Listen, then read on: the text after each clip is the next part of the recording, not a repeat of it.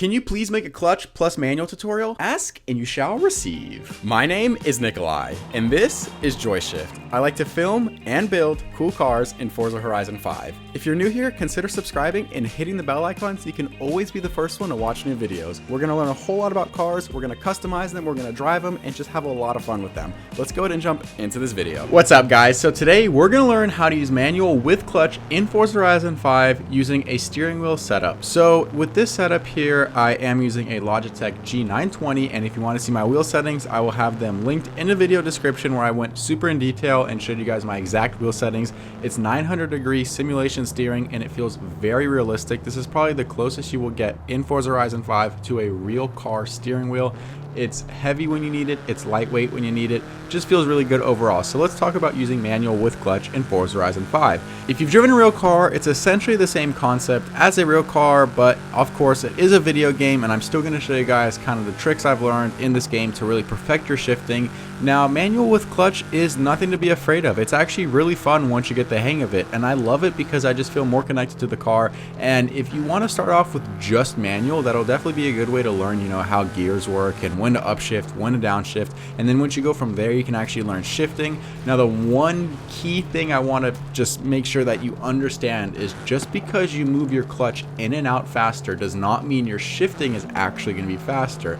Yes, that is true to an extent, but smoother is usually better in this case. We want to practice on smoothness, getting our clutch and our gas pedal to align smoothly. The first process we're going to practice is actually accelerating the car from a stop. So the process is simple. You put the clutch in, and then as you release the clutch, you slowly apply some gas, and then once you get rolling, you fully release off of the clutch. So we're going to put the clutch in into first gear, a release off of it, you're going to feel the car start to roll, and then give it gas, and then finally once you get rolling, you can actually take it off the clutch. And then in order to shift, what you do is you release your foot off of the gas, put the clutch in, shift into the next gear, off the clutch, and back on the gas. Repeat the same process for all of the other gears. So essentially just release off the gas, put the clutch in, shift into the next gear, release off of the clutch, and then reapply the gas. It's a very smooth process. You don't want to be in and out. You want to be very gentle and smooth with your clutch work as well as with your gas pedal.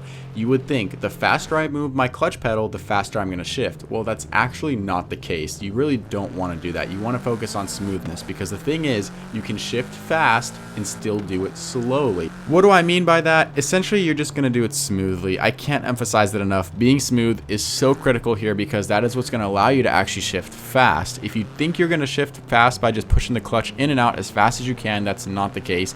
Yes, if you want to power shift it, that might be what you could do, but I just value smoothness over speed. I think that in turn, with practice, the smoother you get, the faster you can get at your shifts. And honestly, the people that can shift the fastest are the ones that it looks slower. Like, it literally looks slow. If you look at their clutch movement, their hand movements, it's just really nice and gentle, and yet the car is actually shifting really fast. So that's something to keep in mind when you're practicing, that just because you can do it really fast doesn't mean you're actually going to be doing it fast, because smoothness is much more important. In order to stop the car, there's a few methods you can use. You can ride the clutch, you can put the car in neutral. I do not recommend riding the clutch because that will wear out the clutch prematurely, and I know in Forza it doesn't matter, but this is still a game. So right here, what I did was I put the clutch in, toss the car into neutral, and then apply the brakes. You don't want to stall the car because, okay, so this is interesting because you can't actually stall in Forza. You can see it like kind of mimics what stalling would have done, but you can't actually stall to the point where the engine shuts off.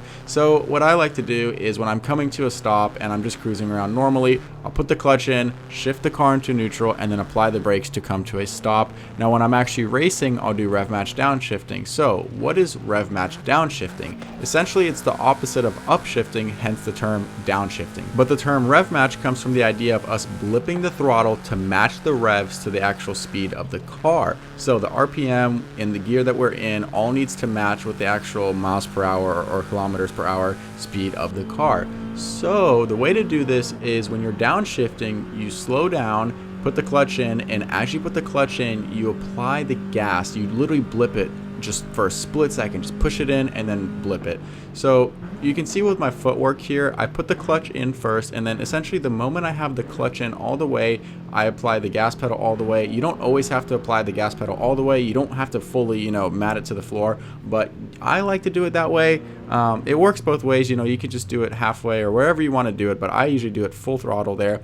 So the process is like you put the clutch in, and then the moment I put the clutch in completely is when I put the gas pedal in, but it is a process to it that you just kind of feel, and I think this is something that's going to come with practice. But essentially the concept is you can do them at almost the same time, but the clutch is going to be slightly ahead of the gas pedal, and you'll feel it. You know, as you do it, you're also going to be shifting the gear. So let's just say you're going from 5 to 4, you're going to give it gas as you put it into fourth. Essentially just watch the way my movements work. It all happens simultaneously, and you just have to practice timing it. And I think it's better to practice in the video game than it is on a real car, because this is where you can really mess things up on a real car.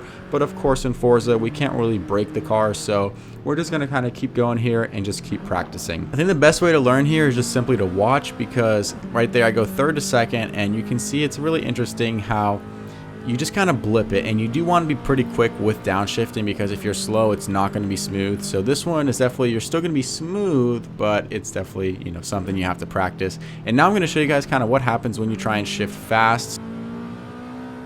You can see it's not smooth there, so I'm just like in and out with the clutch, and it's not a pleasant shifting sound. It just something, just it brings the revs all the way up, and it's just really sharp and aggressive, and it just doesn't feel smooth. It's not what you want to go for, and it's definitely not something I'm a fan of. So I think smoothness, even when you're downshifting, is very important, because you can be fast and smooth. Just because you're smooth doesn't mean you're slow. So let's go ahead and turn around here, and the process does work for reverse as well. So I just toss it into reverse there, and I give it gas, I give it throttle, and then I give it gas to get it going. So let's go ahead and drive downhill, because my 8.6 in this game has stock horsepower numbers, and it barely has enough power to get up the hill. But let's go ahead and head down. So I'm going to be driving a little bit too aggressive with my clutch work here, just to kind of show you guys what's going on when you actually shift a little bit too fast. So I am still rev matching, and I can't really mess that up because I've already kind of gotten my timing right, so it just kind of works every time, even if I do it too fast. But with shifting, you know, you just don't want to do it too fast, because it can definitely just mess it up, and it's not smooth. Because like I just keep re-emphasizing it, smoothness is key here. That is what you want to go for. So let's try and do a power shift here, just to kind of show you it can work. You know, like you definitely, if you're doing it right, which I'm showing you guys kind of how I like to shift with the car, it works, and it definitely comes out smooth. So it's just something you have to practice. Just practice, practice, practice, and I think you guys will definitely enjoy it. But other than that, if you did enjoy the video and want to see many more just like it, let me know if you have other questions, or even if you want me to redo this video in a way that's more in depth or goes over other topics. Please do let me know, because I have a whole lot of other videos on the channel, and I would be happy to help you. And I definitely am going to make the same video, but with the controller, because I know a lot of people do play on the controller and not a wheel. So I'm 100% going to make a video for you guys playing with the controller and show you guys how to use manual with clutch on the controller. So let me know if you have any other questions, but other than that, we'll see you in the next one.